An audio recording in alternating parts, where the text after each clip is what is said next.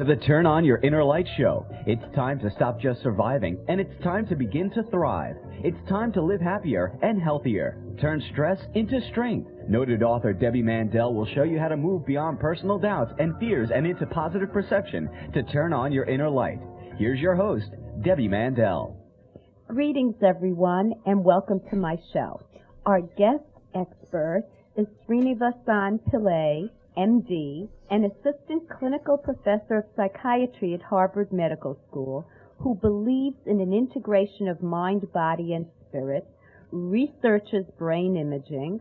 He is a therapist, a coach, and author of his most recent book, Life Unlocked: 7 Revolutionary Lessons to Overcome Fear. It's time to move past what's been holding you back. Welcome, Dr. Pillay. Hi, thanks so much for having me on the show. Now, should we live without fear? I'm going to throw you a curveball. Should we be fearless? I think whether even when we ask that question, I don't think it's really an option, first of all, because I think we're going to feel afraid anyway. But to your point, I think that fear is largely very protective, in addition to being harmful. So I think if we lived completely without fear, it wouldn't be helpful to us just from a pure evolutionary standpoint. You know, if you were walking in a dark alley and you had no fear, it would not help you think about the fact that you needed to be alert. You know, if you thought something bad was about to happen and you didn't react to that, it wouldn't really be helpful. So I think that not having any fear at all is not what the book's about. I think what the book's about is the fact that fear is this double-edged sword, that on the one hand, it's so helpful and protective that we tend to hold on to it.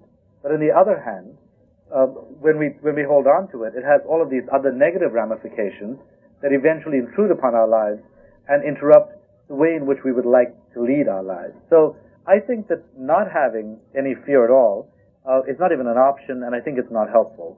But I think if we learn to manage our fears more effectively, we could lead more productive lives, and I think we could turn on our inner light more effectively. So it would be kind of a balance. Befriend your fear, face your fear. What kind of fears do we have? Well, I think there are a whole slew of fears depending on the individuals, and the fears range from conscious to unconscious. From a conscious perspective, people are afraid, at a macro level, afraid of terrorism, afraid of not making it in life, afraid that if they do make it, they're actually going to end up falling. Some people are afraid of being alone for the rest of their lives. Some people are afraid that they're never really going to be seeking the best life possible. And in addition to that, there are other kinds of fears that may not be at the forefront of one's mind, but that are actually there. So there are fears like fears of mortality, fears that somehow one is not going to really be financially able to live the life that one wants to live. So there are a ton of fears that different people have, ranging all the way from mild to very severe. And some of them are very generalized, like the ones that I mentioned, and some of them are pretty focal, like fear of snakes, fear of heights. I'm afraid of heights. I'm afraid of heights, and I could probably pinpoint it to a time in childhood where that was instilled. So with something like fear of heights or fear of snakes relate to a metaphoric or symbolic state of mind? I think it could. I think for some people it's fairly literal, in the sense that they're afraid that if they climb too high, something may give in or give up under them and they may fall. But I think for some people there's a crossover between the fear of any kind of height. And so the whole idea of being either at a literal height, where you're in a really high floor of a building, or a dizzying height in terms of intimacy or in terms of a personal experience in your life, both of those things can actually be registered in the brain and can cause fear. So we get dizzy with the choice, as Sartre wrote about in his book Nausea, if I remember correctly. And I think there's some truth to that, especially since you link up the mind and body in your work. Now, which brings me, since you brought up fear of snakes, fear of heights, we always talk about the fear of success, and in a way that's mind-boggling. Why wouldn't we want to be successful? Why would we be afraid of success? Well, I think that's one of the most counterintuitive fears, and I'm so glad you bring it up, because I feel that a lot of people are aware that consciously they want to achieve success. But unconsciously, there are a number of things that are associated with success that can cause problems. So, for example, some people feel the higher you climb, the harder you fall. And what that means is the more successful you get, the more embarrassing it's going to be if you fall from that particular height. And so some people would rather settle for a more moderate life, because what that means is you don't climb so high, so you don't fall so hard. And I think that is one of the core features of fear of success. But in addition to that, some of the earliest work on this particular issue first came about because people began to notice that as women became more successful, they were afraid that they were losing their feminine identity. And they were afraid that if they became any more successful, people would begin to think of them as men, and as a result of that, they wouldn't be attractive enough. Now, obviously, things have changed a lot since that time, but I think that what that does is it gives us an example of how people make automatic associations to success. They may think things like, oh, that must be a pretty ambitious person. What I actually wanted was a more laid-back person. So people are afraid that people will associate other characteristics with success, like being ambitious, having too much drive, being competitive, and those fears are registered in the unconscious mind. In addition, when you're successful, when you're a leader in your field, at that point, you are no longer following anyone. And it's pretty lonely at the top. Because if there's no one ahead of you, there's no one to look to. So on the one hand, you start to feel lonely, and on the other hand, you also feel a bit disoriented, because now you're not really following any other person. You're actually having to lean more into yourself and then make those mistakes on your own or succeed on your own. So it's both the loneliness of the fear and the disorientation of that fear that can also cause a fear of success. Now, consciously, your conscious mind may be telling you, I want you to go ahead and I want you to make that money and I want you to make the best that you can possibly make of your life. But unconsciously, what we see is that a lot of people have these other fears, the fear of falling from the height of success, or the fear of loneliness, or the fear of disorientation, and it pulls us back in the opposite direction. And as a result, it's really hard to make headway in life. So that's really why it is that these unconscious fears come about. And in some cases, I actually saw someone earlier today who began to talk about and was really beginning to connect with the fact that part of her identity was that she was raised to feel like she was no good. And but let's hold that thought for a moment, sure. Because we're going to go to commercial break, and we will return with Dr. Pillay, author of Life Unlocked.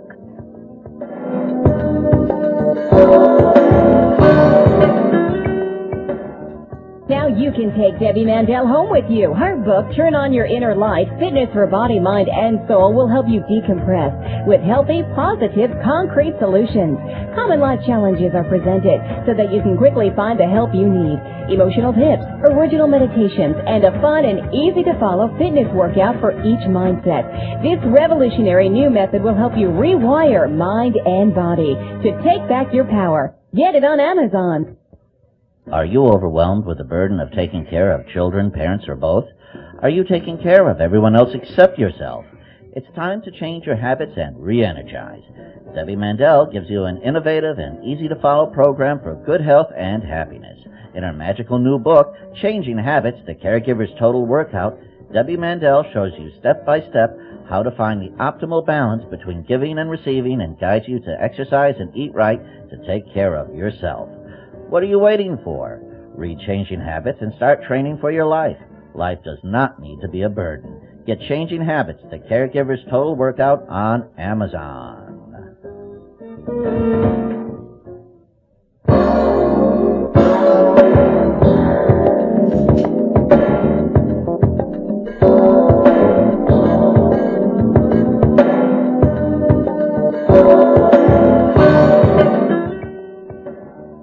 You're listening to the Turn On Your Inner Light show. I'm your host, Debbie Mandel, and I'm speaking with Dr. Pillay, author of Life Unlocked.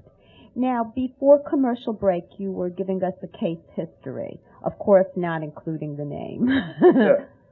Well, I was talking about someone that I'd actually seen earlier today, and she was beginning to connect with the fact that she had grown up with a feeling that she was no good. And she was beginning to become quite successful, and all of a sudden she started to see herself start to self-destruct a little bit, start to fall from those heights, involved in self-defeating behaviors. And it came up in the discussion that part of the reason is that her identity has in some way become dependent on this notion that she is someone who messes up.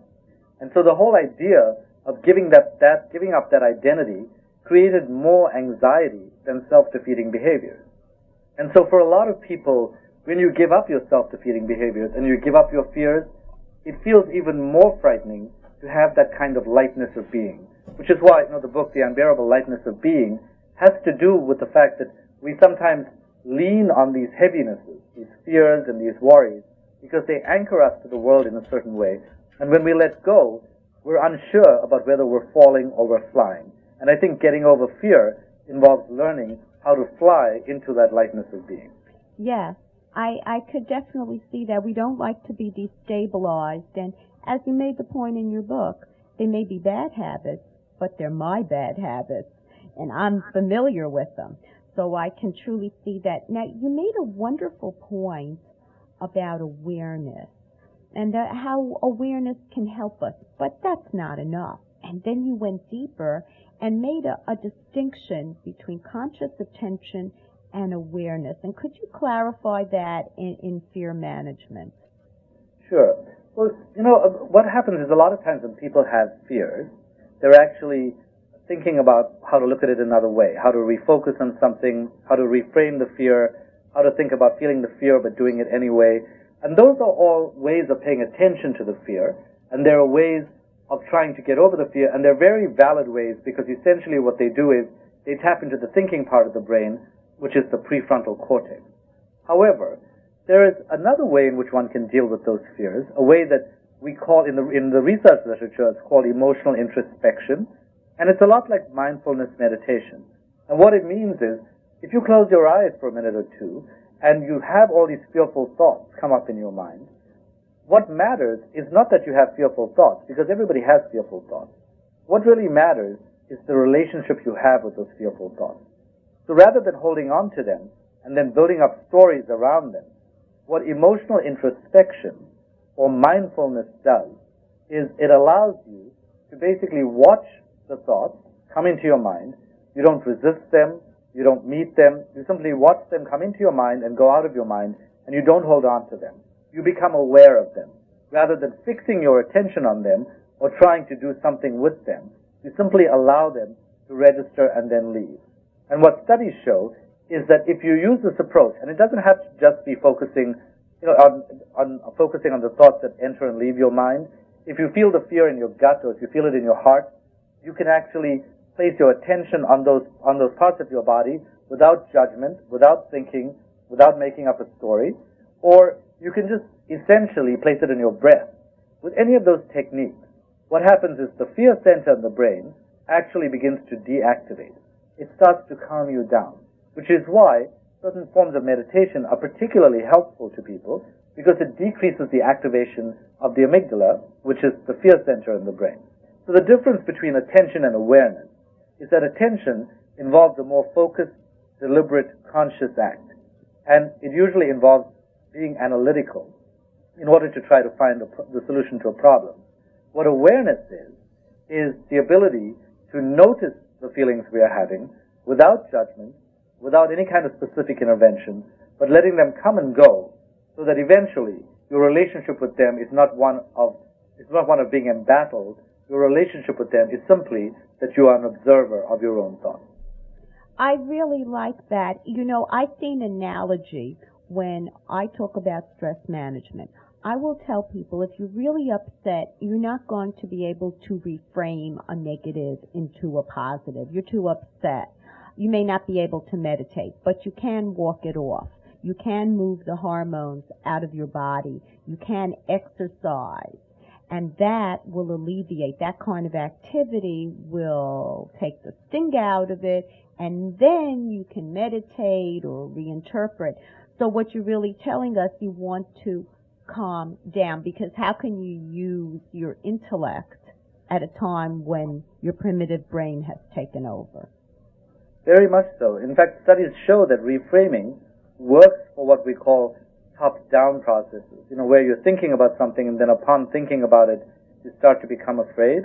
But for bottom-up processes, where the fear just gets right to the primitive core of your brain and starts to make you feel the ripples and earthquakes related to the fear in your brain, reframing can actually make it worse.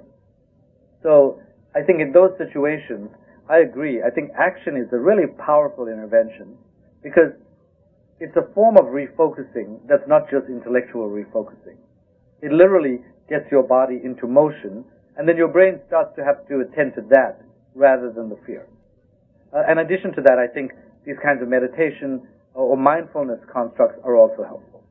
Yes, and I love that in the book. No matter what fear we attended to, and you gave specific solutions to every kind of fear, you also included the concept of meditation and how it would apply to each fear. So everyone had a menu of what to do and I think you kept coming back like a theme with variations. Let's meditate. Like if you didn't get it now, you will. Right. Now, I wanted to ask you about your work in neuroplasticity regarding changing the fear response. But we're going to go to commercial break, and I don't want to interrupt this fine point. We will return with Dr. Pillay, author of Life Unlocked, 7 Revolutionary Lessons to Overcome Fear.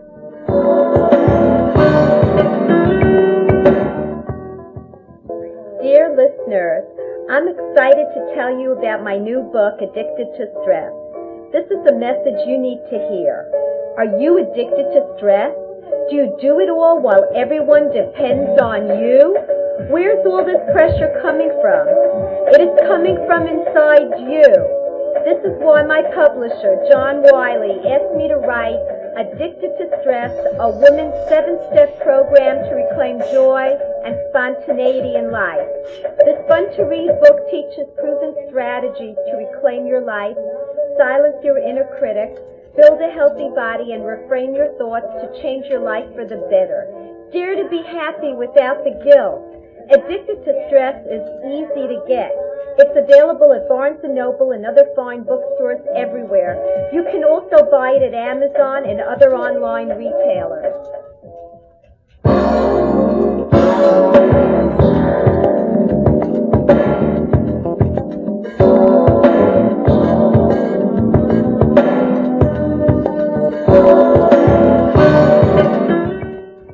We're back with Dr. SrinivasanPillay, author of Life Unlocked. Okay, we're ready for neuroplasticity. Well, in some ways it's really, I think it's wonderful that you bring up this point at this point of the interview, because I think it's really the most hopeful part about all of this brain science. A long time ago, people believed that the brain was fixed in adulthood and that, once things were formed and pathways existed, you couldn't really change anything. But now with brain imaging research, we're seeing that with simple talk therapy, you can actually change the way in which your brain is activated, which means that your brain blood flow changes, and by inference, that the ways in which your brain cells are making connections can change completely. And what this means is that we can change the way our brains are wired, and that a lot of times when we think that things are hardwired and that they're never going to change, the reality is that they're actually very difficult. But if we take the approach that we are going to change them, we can. To your point about how I wanted to keep on coming back to the meditation in the book, part of that is because I'm a teacher, and so part of what I feel is that as unromantic as it sounds, a lot of learning really happens through repetition. So if we want to engage our brains and change the way we think about something, finding a way to engage a concept repetitively can actually change the way in which our neurons are working. So, the technical term we use for this is LTP, or long-term potentiation, which means that neurons that wire together fire together. So habit circuits get formed in the brain, and because the habit circuits form, we start to do the same thing over and over again in our lives. But with these interventions that I describe in the book, you can actually change the way in which these circuits are working, and you can metaphorically unplug your habit neurons and plug them into parts of your brain that can be more helpful to you. See, what I also enjoyed in the book, because you're quite an athlete, so don't be modest, and I loved your concept of visualization. You have this whole section about the eyes and what the eyes reveal about fear and what we register unconsciously or within milliseconds. And it was really a wonderful point that you made about visualizing and imagining and then getting to the starting line. I thought that was really very, very good. Would you give us a little insight on that? Sure. Essentially, imagery warms up the brain, and we've been using this in sports psychology for such a long time. I actually, I also write on a site called boomertennis.net, where I give psychological advice to tennis players, and part of what we know from the psychological research is that athletes who use imagery to improve their performance find significant improvements in their performance. People who jump, who essentially imagine themselves jumping higher, are able to jump higher. If you lift weights and you spend more time imagining yourself lifting a heavier weight, you are actually able to lift a heavier weight. And this is not magic. Part of what this is that imagery warms up the action center of the brain. So we know from brain imaging studies that the very same parts of your brain that are activated when you move that region are activated when you imagine moving that region, just usually at a sub-threshold level, or if it's a supra-threshold response, then we inhibit that. What that effectively means is that every time you're imagining, you are tapping into the same part of your brain that is involved in the action of that same response. And we've seen this over and over again when it comes to sports psychology. So it's the same principle that you can use in the rest of your life. If you imagine, and by imagine, I don't simply mean taking 1 second in order to try to think about something and then forgetting about it. I mean something like a full-on HD movie. Something that involves first person, third person, involves your emotions, so that you really get into the imagination. And when you get into that space, your brain actually begins to own it, and it begins to activate as if you are performing that response. And I think if you speak to many successful people, you'll see that when they spend a lot of time imagining what they're going to do, they are actually able to perform that action more easily. And I want to clarify that I don't just think it's as simple as sitting down, imagining, and doing nothing about it. I think it's taking advantage of the fact that imagining is already warming up your brain, so take advantage of the fact that it's already warmed it up. All you need to do is a little bit more to act into that possibility. And carry it out. What a great way to conclude. This has been a wonderful, enlightening, and motivating session. I urge our listeners to read Life Unlocked. It can change your life for the better, to use a platitude, but I mean it. Thank you for being a wonderful guest. Thank you so much. It was great being on the show. Affirmation of the week. Clocks tell time, but they don't create it. Now for the latest medical trends. Research shows that massage reduces inflammation and promotes the growth of new mitochondria following strenuous exercise. Heart failure is associated with a 30% increase in major fractures and also identifies a high-risk population that might benefit from increased screening and treatment for osteoporosis. A woman's memory of an experience is less likely to be accurate than a man's if that experience was unpleasant and emotionally provocative. This is according to research undertaken by the University of Montreal. And from Washington University, school-age children whose mothers nurtured them early in life have brains with a larger hippocampus, a key structure important to learning, memory, and the stress response. And sugar, it is being said, should be controlled like alcohol and tobacco to protect public health. This is according to a team from the University of California researchers who maintain in a new report that sugar is fueling a global obesity pandemic, contributing to 35 million deaths annually worldwide. The size of a man's prostate gland may help predict the severity of cancer, with a smaller prostate being more likely to harbor serious disease. And in a new study, Weekly workouts can reduce depression in the chronically ill. This comes from the University of Alabama at Birmingham. And attentiveness in kindergarten children accurately predicts the development of work-oriented skills in school children and beyond. And this is also from the University of Montreal. And Mayo Clinic researchers have found that multiple exposures to anesthesia at a young age are associated with higher rates of ADHD. Well, we come to the close of another show. I have an educational website on stress management and health, totally free. TurnOnYourInnerLife.com. And all the radio interviews with the guest experts are archived for your listening pleasure at TurnOnYourInnerLife.com. Subscribe to my free newsletter, and you will get a fresh new article on stress management, the health tips fully delineated, and the latest radio show with the guest expert emailed directly to you from TurnOnYourInnerLife.com. Have a wonderful weekend. See you on the radio.